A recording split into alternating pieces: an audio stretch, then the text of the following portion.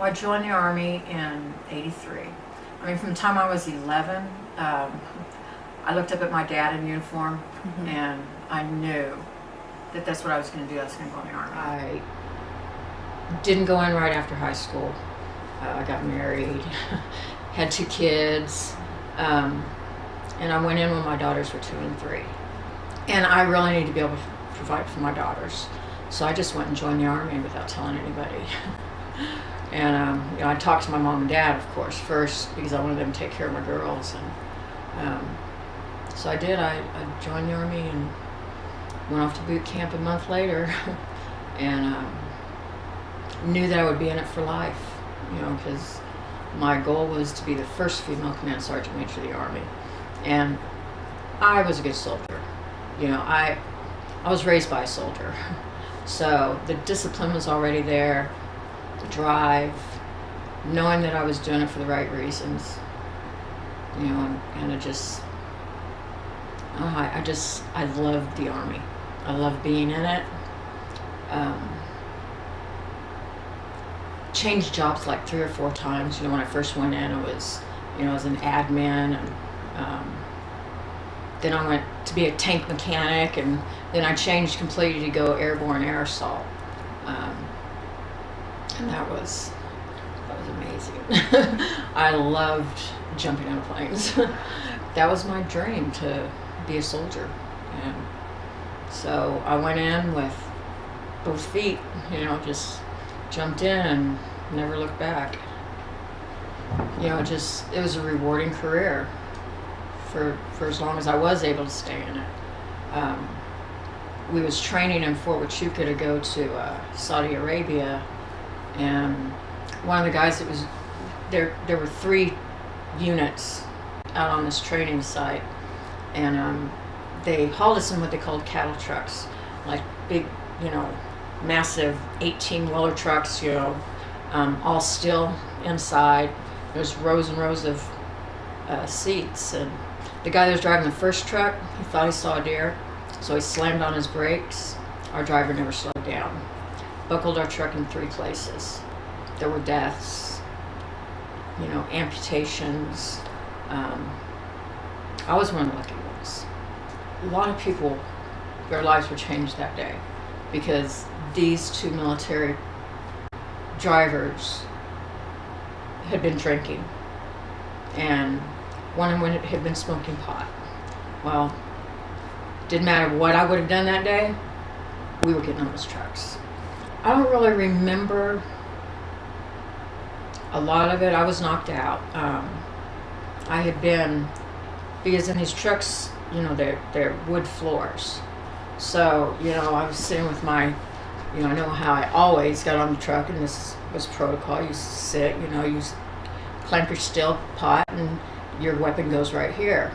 Well, on impact, I was thrown with my weapon in the lead, and the bayonets stuck in the wood floor, and I was thrown on top of it.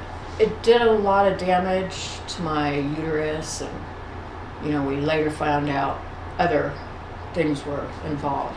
But, first they did an emergency hysterectomy, and repaired some small tears, and I seemed to be okay body-wise for the most part, until a few months later, and my insides just started coming apart. So it's just been one procedure after another to fix those initial issues. This last few years here, it's been challenging. I started having all my real major problems in '99. I mean, just from '99 on, it seems like everything has just it's gone crazy.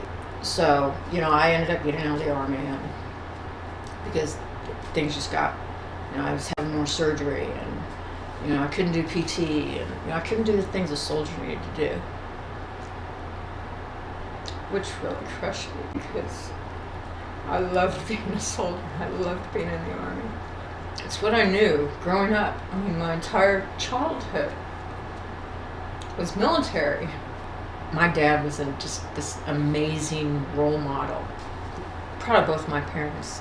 I mean, they have really been, you know, when I was ready to give up, you know, when things got really rough, and, you know, I just had more surgery, and you know, I called my mom.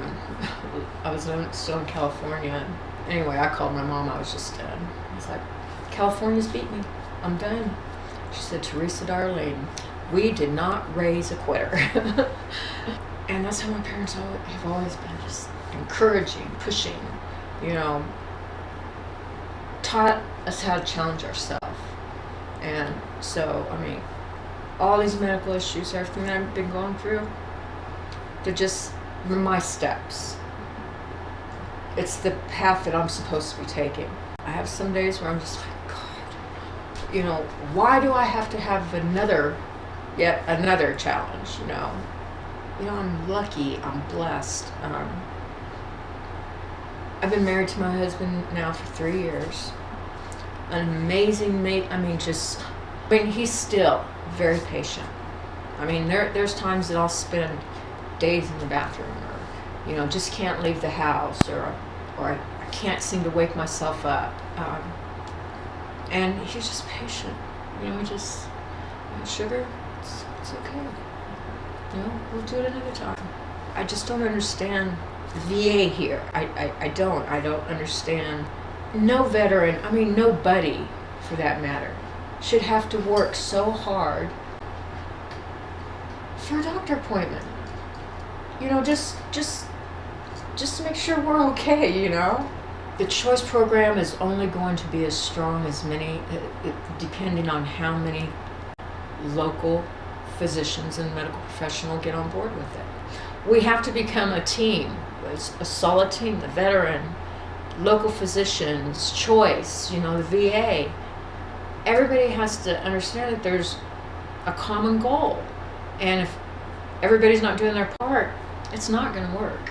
Honestly, I've gotten discouraged.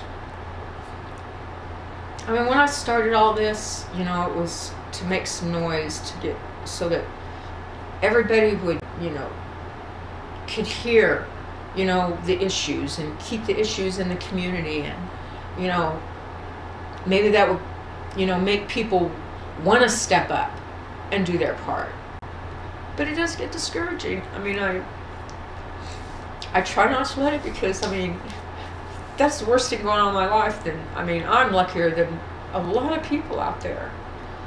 The system can be discouraging. I still have hope. I just have to, you know, rattle a little harder and kick bigger rocks, you know, to get things, you know, going in the right direction.